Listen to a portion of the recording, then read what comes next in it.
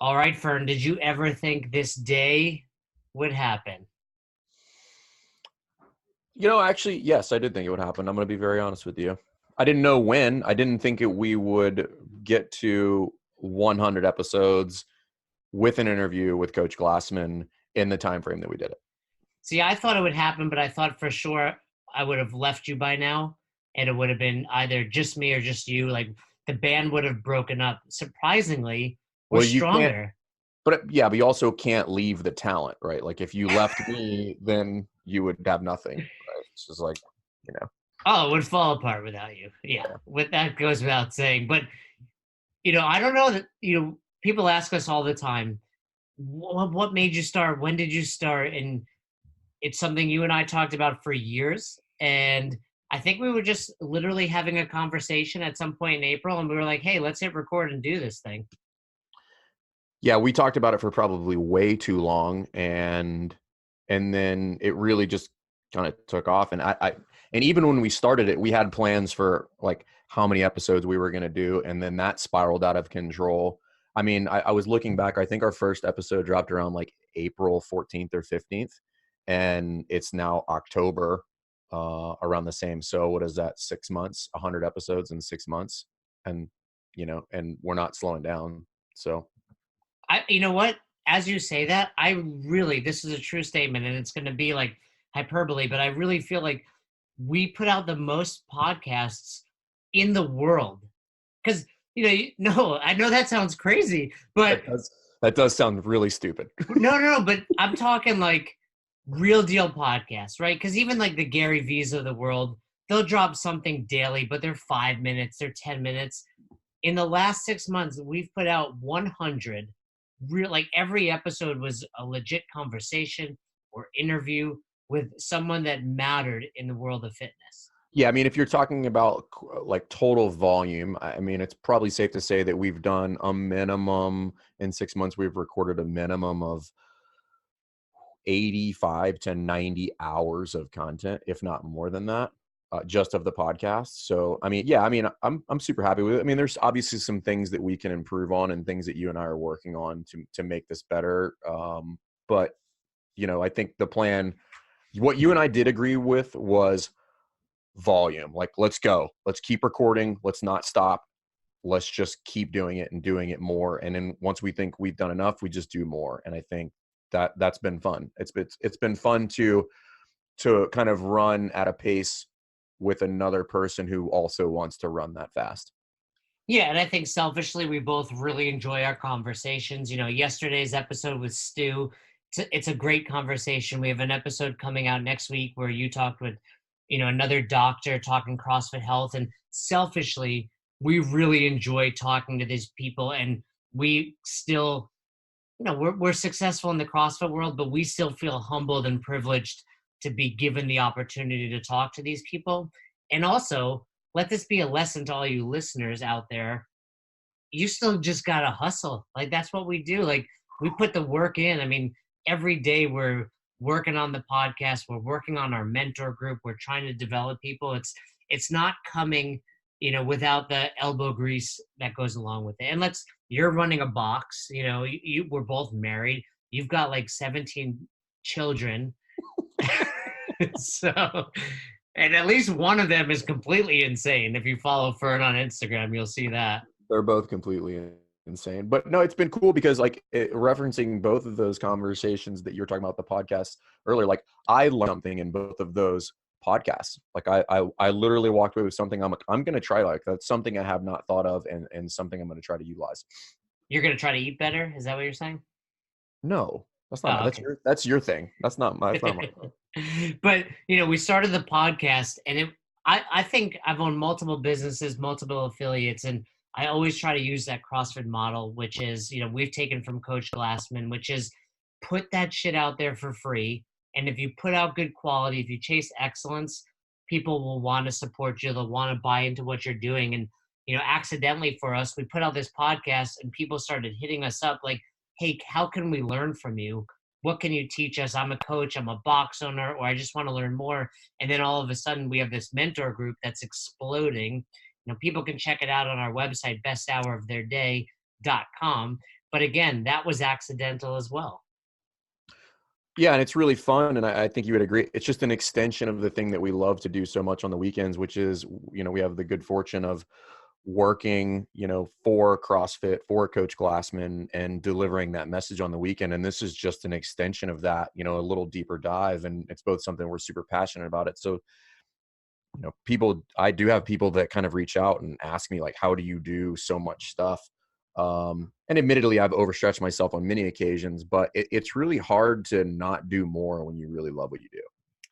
I think that's it. I joke around. I sold my box in 2014 and claimed that I was retired. And I think anyone that knows me knows that's not the case. But when I say that, what I really mean is I get to work on the things I enjoy. And this has truly become a passion project and something I really look forward to. Having you and Todd and Katie and other people to just constantly bounce ideas off of, constantly talk to, has been really fun for me. And, for those listeners, we don't push it a lot because I think it's kind of like a business, but at the same time, when you enjoy it, we don't treat it like a business, but we do have that mentor group and people can learn more about it over at besthouroftheirday.com. We don't open it up all the time because we do try to keep it intimate and we try to help people grow. But if you're interested in finding out more, head over to the website. If you have questions about it, hit us up on email or Instagram or whatever works for you. But yeah, we're willing to take a few more people. And, it's only because this is truly what we enjoy doing. And if that's not something you're interested in, that's cool. But because we made it to episode 100, because this interview is with Coach Glassman, and because Matt Albrizio and Forever Fierce are just a good company and he's a good dude, we do have a gift for everybody that's been listening along the way. So this is a thank you from us to you for episode 100. Go to our website, click the link. First 50 people there are going to get a free, no, this isn't like a bait and switch where we charge you $500 afterwards for a t-shirt or something like that. You get a free best hour of their day t-shirt, which we will send to you. And again, that is thanks to Matt and his team because we like them, but it's more a thank you to all of you who listen to the podcast because because you guys care helps us continue to figure out more ways to make the podcast better, more value to you guys, and more fun along the way. Absolutely. Yeah. Big shout out to Forever Fierce. You had a great interview with them. They're in our archives. If you do apparel for your box, definitely reach out to them because it's great quality.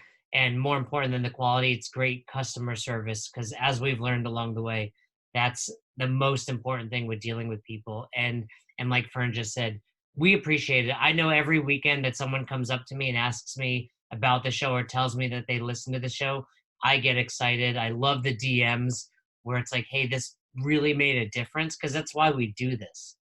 What are you laughing at over there?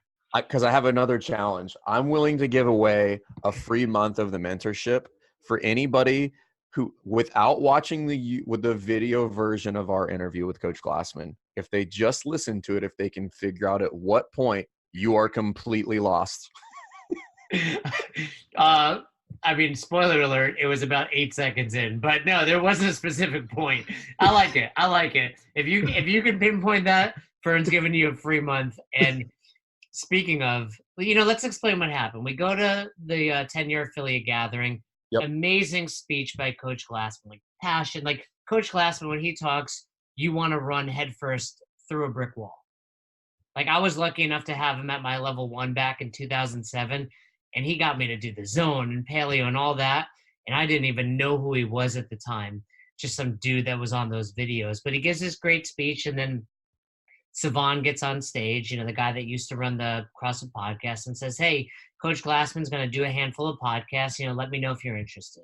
And Fern and I were sitting next to each other, and we kind of looked at each other and like, I feel almost like we manifested it because it was really a big goal of mine to get Coach Glassman on the show. Yeah, it was something we set out kind of from day one. We're like, hey, when we do this, like eventually we got to have Coach on because that, like, obviously he's the guy that started all this. And we went there with the intention of doing podcasts anyway, with potentially trying to steal some of his time while he was there, if at all possible. And then this opportunity came up. So, and Coach was, obviously just, generous enough with his time that he sat down and he I don't know how long he talked after that, but I mean, we weren't the only people that talked to him. I think we might have talked to him the longest, but he sat down with quite a few people afterwards and just talked. So the podcast you guys are going to hear after this doesn't sound the same as all the other ones we've done, because it was just kind of on the fly. I don't even know when they hit record on this, but as far as when in our conversation, but it was good. He elaborated on some things. I think, he is a genius, obviously. So, sometimes I think you really have to kind of, if you're Jay, you just can't keep up at all with what he's saying. But you really do kind of have to pay attention and really kind of lean in and really make it a really concerted effort to follow where he's going, because he's fast, he's deep, and he's got a lot of things going on. So it was a fun discussion, and I was happy to carry you through that. Yeah, and for the record, Fern did carry me through. So I've told this story to a couple people. I don't think I've said it on the show, but basically, the conversation starts off, and Coach Glassman had heard about my sale of Albany CrossFit, and actually he gave me a shout out on his interview with Arm & Hammer. So check that out at the end, where he refers to Fern as Vern.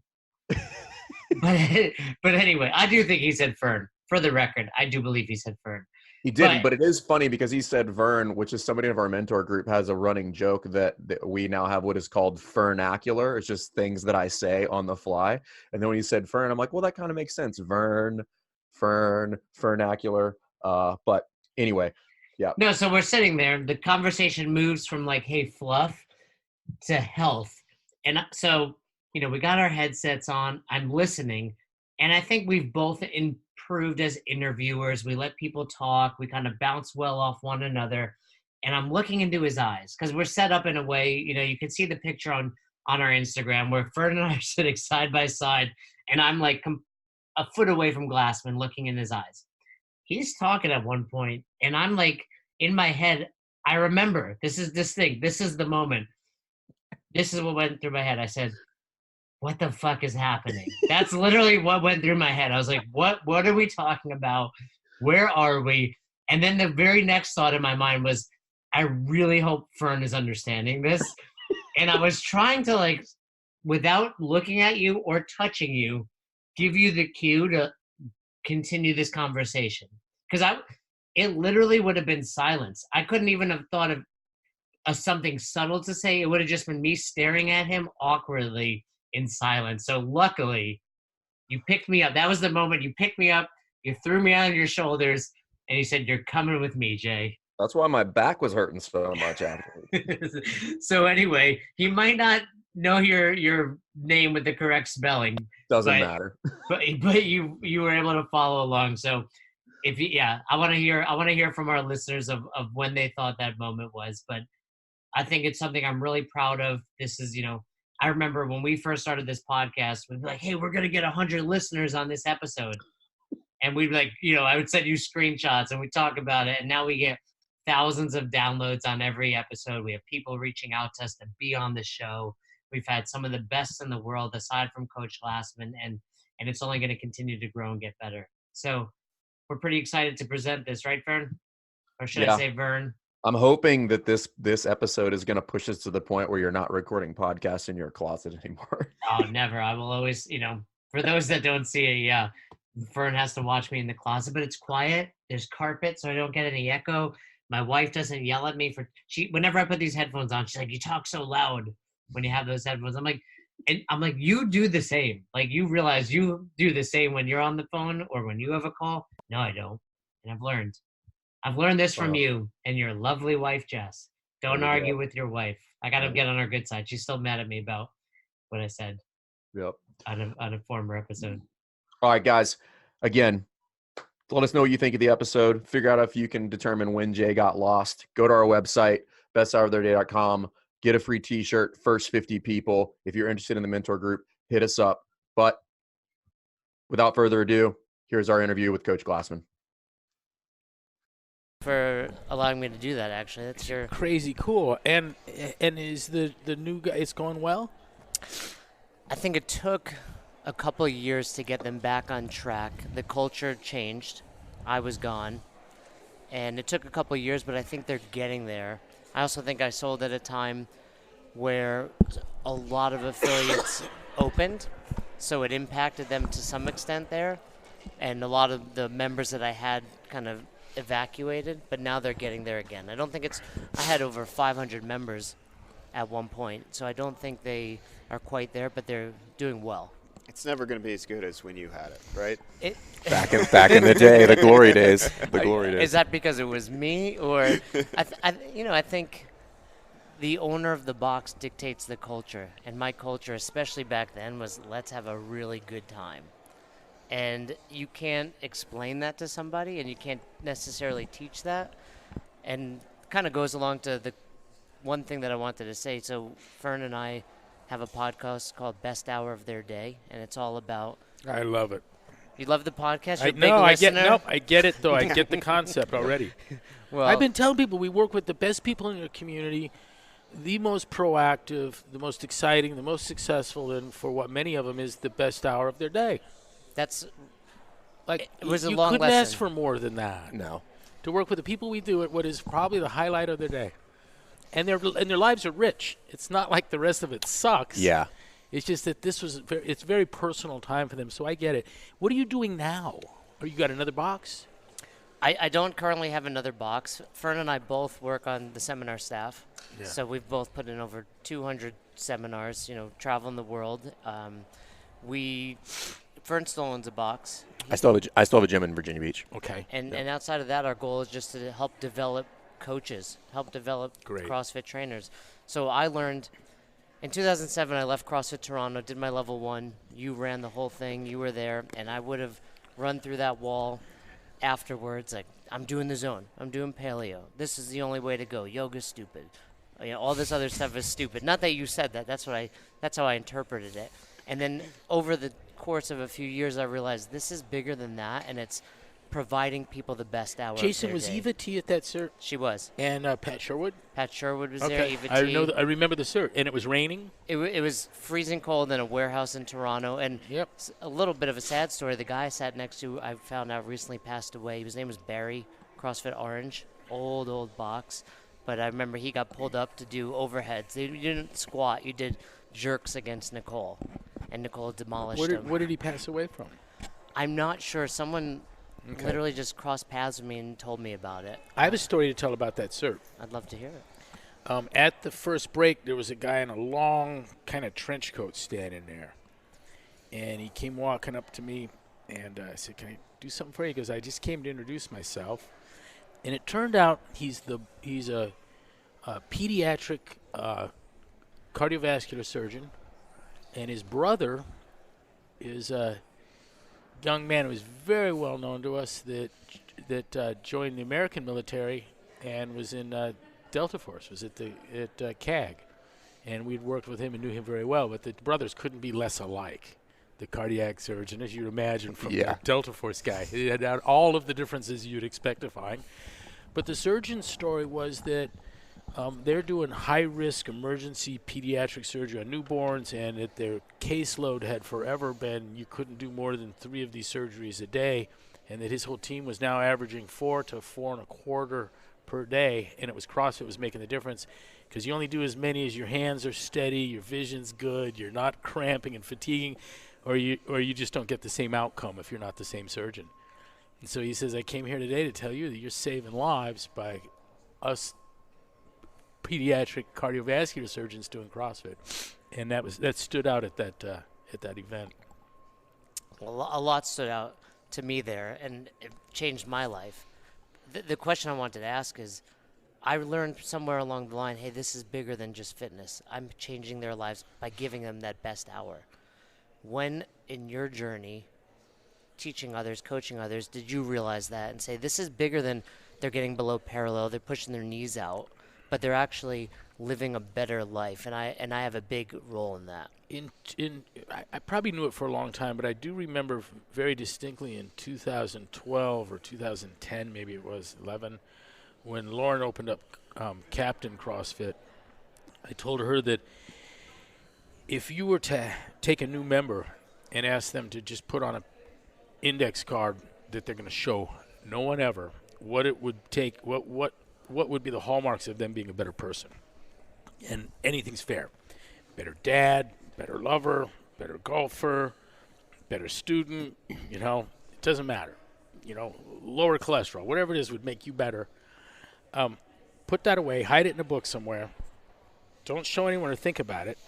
And 6 months later, after doing CrossFit, go back and see how many of those things were better. And I don't think you can put anything down on the paper that wouldn't have been improved by doing what we're doing. And so what we're engaging is, you know, and let me tell you another one. Like, I got to give Philippe credit again. This is an odd one.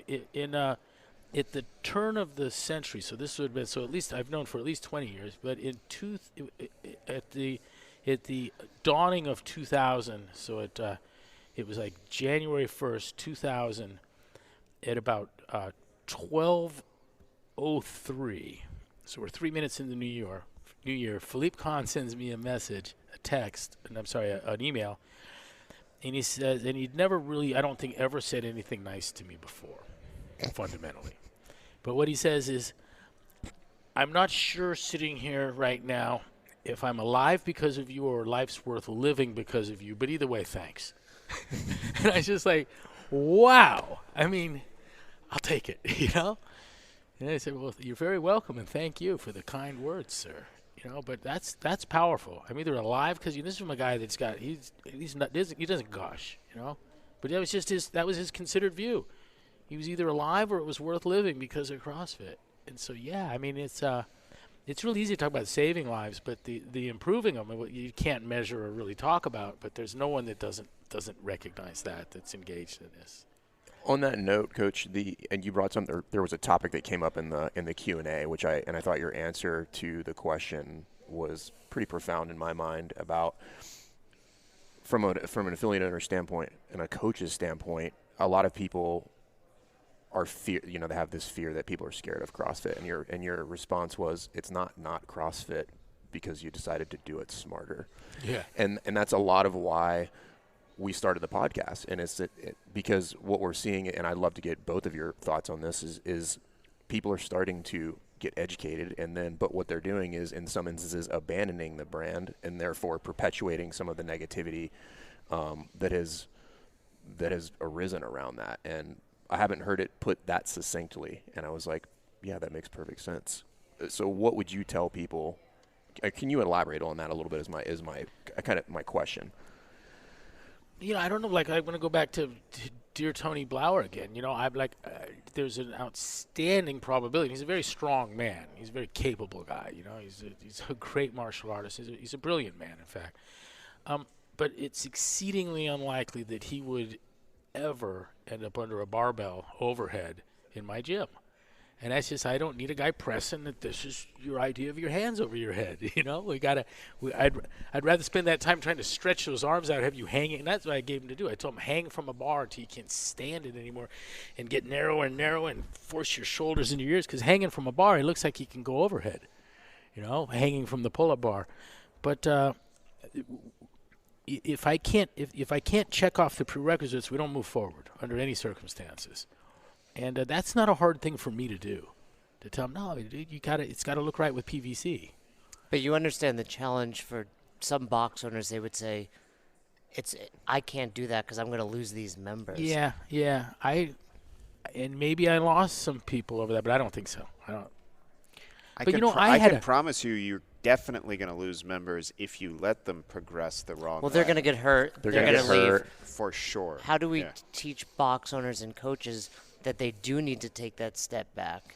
And, you know, you mentioned it earlier when you're saying, hey, people are jumping to sport, bypassing this whole hierarchy of nutrition, of metabolic conditioning, gymnastics. Jason, Yes. you're asking me to explain why it is when you get a D in calculus 2. I'm telling you, do not take calculus 3. I mean, I don't have a lot of patience for the subject, really. But and it's not my fault. You know, it ain't gonna work for you. You're not there. And I know Tony ignored my advice, by the way. Well, you can tell. I know. You look at his shoulder position now. Well, you know what's funny is he was dripping sweat with the PVC just talking. I'm like, dude, you got a long ways to go, and there's gonna be no shortcut. And so your success is going to be dependent on how much gumption you have for enduring the discomfort of trying to fix those fucking shoulders. And I find that to be the challenge a lot of times, is trying to get, and we see this at the level 1 and the level 2s, and sometimes our answer probably sounds a little gray, but the answer is you're going to have to work harder and be smarter about progressing athletes to these sometimes not even more advanced movements, sometimes into basic movements. And a lot of people don't even like the answer, but it's kind of what you're saying. You're like, there is no other answer. That's what Greg's saying about being a professional trainer, because the thing about a profession is there can't be a cookie cutter approach. It has to be a professional looking at his particular client or group of clients and giving them specific treatments or approaches that work for them in that moment. And that can't be standardized the way a Taco Bell can. Yeah, and what would be the best way for, people leave their level 1, and we get hit up all the time, and the entire staff. How do I get to that level? What do you tell them? Okay, well, obviously 6 months from now, come back, take your level 2. We're going to evaluate you. After that, take your level 3. What can a coach that leaves their level 1 fired up do to get to that point?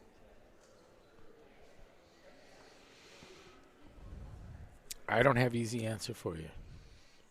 And I don't think I have more talents or capacity in that area than you do, young man. So, Well, you brought up something again in the talk that I was not aware of, but as soon as you said it, it made sense, which is the website. And a lot of people have questions about the website, like the community at large. But when you described it as a B2B tool, right? Now instead of a B2C tool, now I understood it, and now that gives me more ammo to go back to the affiliates and say that the site used to be for athletes and customers. The site is now for you to educate yourself to become a professional, like Russ was saying. Here's something I didn't explain today, and it's the tempo, and we're 3 on 1 off, of course, but days 1 and 3 are what we're calling essentials. And so there's good studies, there's bad studies, there's science education. We're publishing the studies in the original. If it sits behind a paywall, we're pulling it out, stealing it, and giving it away. Where the science is shitty, we're explaining in the intro how it is that this thing has come to conclusions that aren't real. But then on that in between day, what we call the at home day, where you see the living room set and where the meal video is, there's also in that section a mainstream media covering of a study that we've also included in its entirety somewhere else. And I just think of my mom, and I think of Nicole's mom. We laugh about it because we both have moms that ain't ever going to do a fucking thing. Admire Nicole's encouragement. And Nicole makes herself nuts over it. I quit thinking about that 20 years ago, but I'm 20 years older than Nicole at least. And so I've just given up on my mom a long time. I remember putting my mom on a rower, and she takes 3 pulls, and he goes, "I'm not going to do this all day." And I go, "It's been 17, 18, 19 fucking seconds." "No, it's not." And that's where we're at. The counter's counting, and she's telling me it's not saying 18, 19, 20, 21 seconds. And she's done because she's been on the rower too long. And I'm like, I would quit if you were fucking Klein. You know what I mean? Like, I hate you. It's like unbelievable. And Nicole has the same deal. I don't know how you get past those people you don't. But I would say I've not had trouble, motivating and encouraging. I get excited by what people are doing, and I don't know what I was talking about either. I know you take great pride in the site. It's obvious, and I'll say on that day, my hope is that you could print things up and give them to people. And so, like I said, my mom is not going to read a peer-reviewed study out of the American Journal of Clinical Endocrinology, but if the Houston Chronicle runs a piece that says, "Hey, we're rethinking if red meat's bad for you or not," that she'll read. And so there's some great resources there. And what I'd do is I'd bring the real study in for the doctor and give them the mainstream one and share the mainstream stuff. But I really liked having a handout in the gym. And I made a pretty good point of keeping a printer full of ink and had a nice stapler, and I would print up enough copies to get me through a day. He'd tell you what books to read, too. Yeah. And we had resources for you, Is that where the journal came from? Mm-hmm. So you think gym owners should have those resources available to their members, meaning they should be printing that stuff out? I would. I'd share it. That in my, we're coming up on 10 years at our affiliate next month, and that can be a really difficult conversation when somebody comes in, they're on statins. Obviously we're not going to, hop into the, the doctor lane. That's not what we do.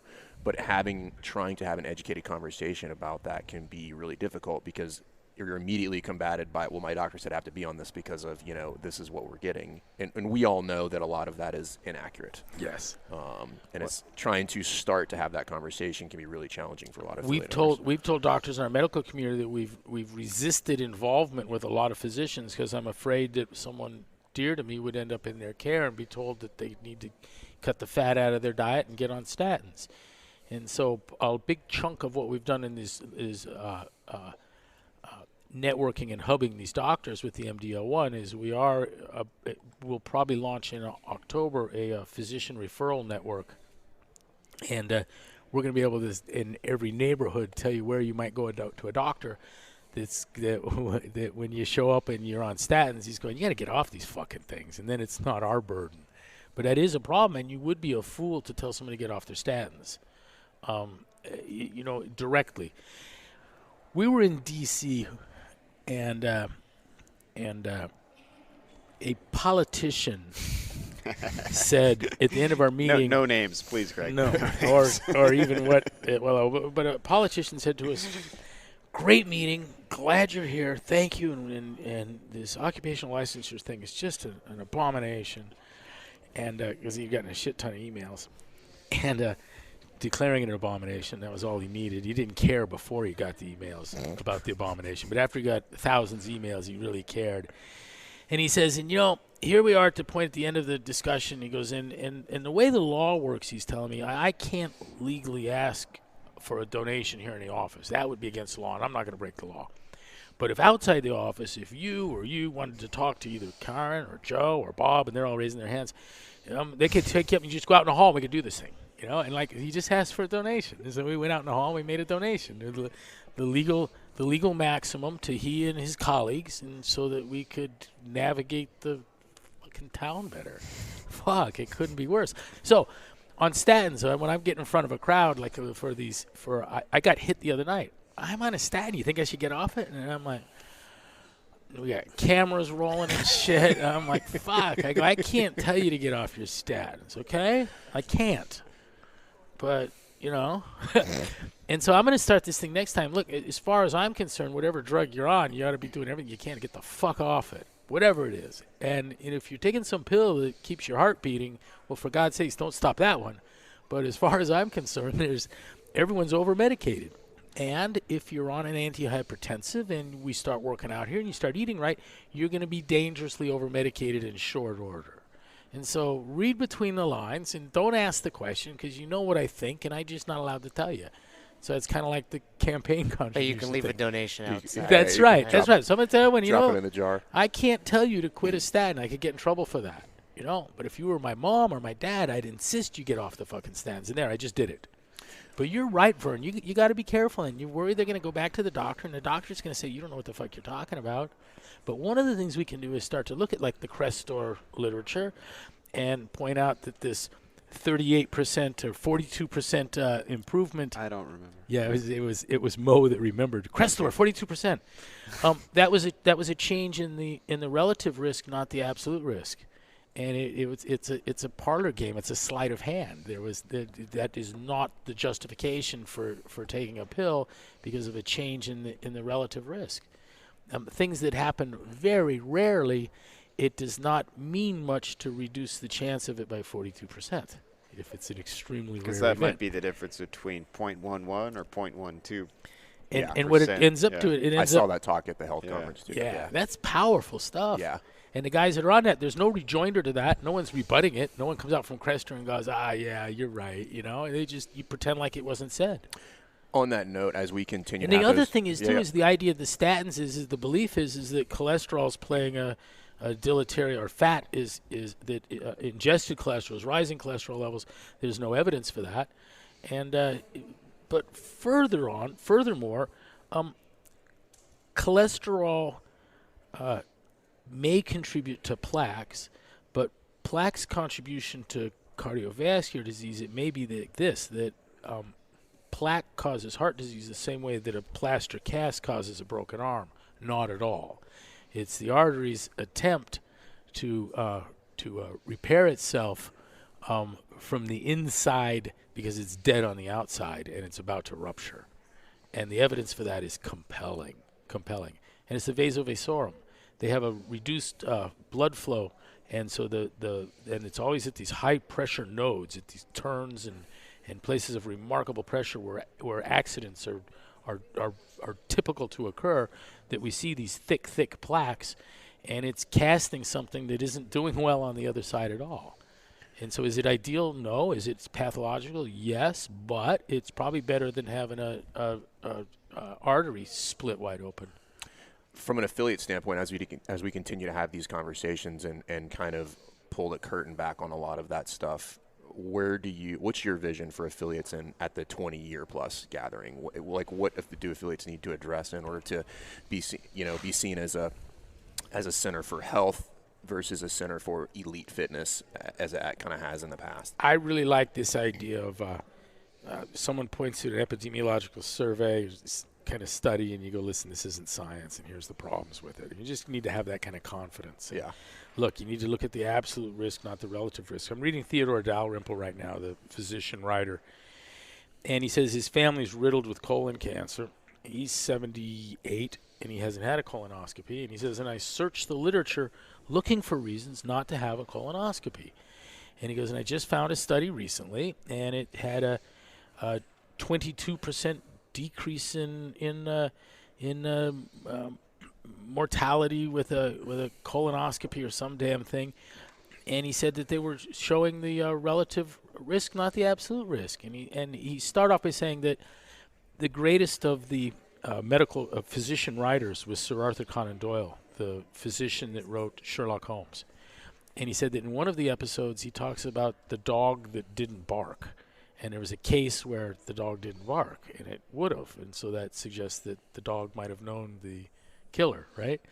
And the general takeaway was that often the dog that doesn't bark says more than the one that does.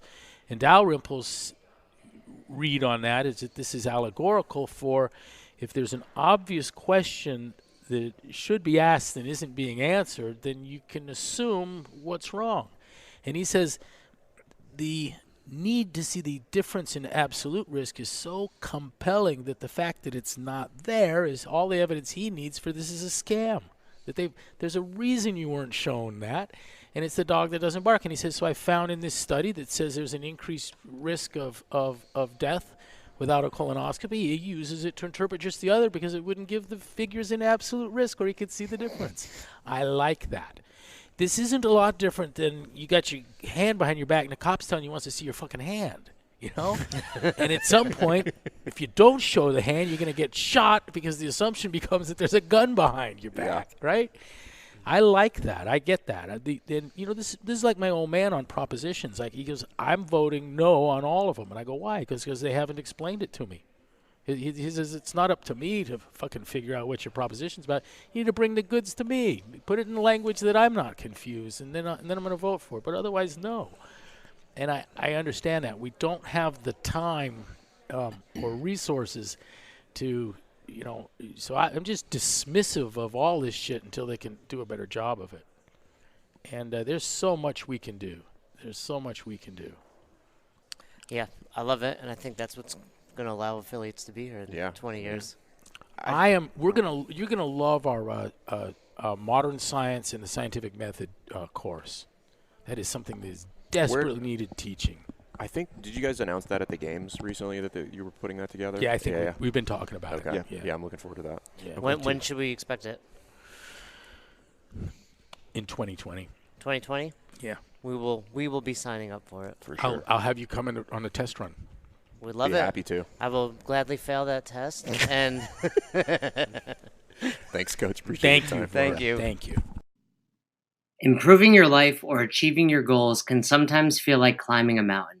On the Tiny Leaps, Big Changes podcast, host Greg Glassman gives practical tips and advice to help you build momentum towards accomplishing the seemingly impossible. Each episode provides research-based strategies or firsthand experiences on topics like mental health, fitness, nutrition, finances, career, and relationships. You can listen to the Tiny Leaps, Big Changes podcast on Spotify or wherever else you listen to your favorite podcast. Thanks for listening to Best Hour of Their Day. If you haven't heard about Anchor, it's the easiest way to make a podcast. Let me explain. First of all, it's free. How cool is that? There's a creation tool that allows you to record and edit your podcast right from your phone or computer, so it becomes super simple. Some of these episodes with Fern or Todd or myself chatting with one another, we've done right within the app itself. Anchor will make it easy to distribute your podcast to all platforms, Spotify, Apple, and many more. And you can make money from your podcast with no minimum listenership. It's everything you need to make an awesome podcast in one place. All you have to do is download the free Anchor app or go to anchor.fm to get started today. Thanks again for listening to Best Hour of Their Day. We hope you enjoyed this episode. And if you did, one more time, please leave us a review on Apple Podcast and send us any feedback you have to @besthouroftheirday on Instagram and besthouroftheirday@gmail.com if you want to shoot us an email. We appreciate you. Thanks again. Have a great rest of your day.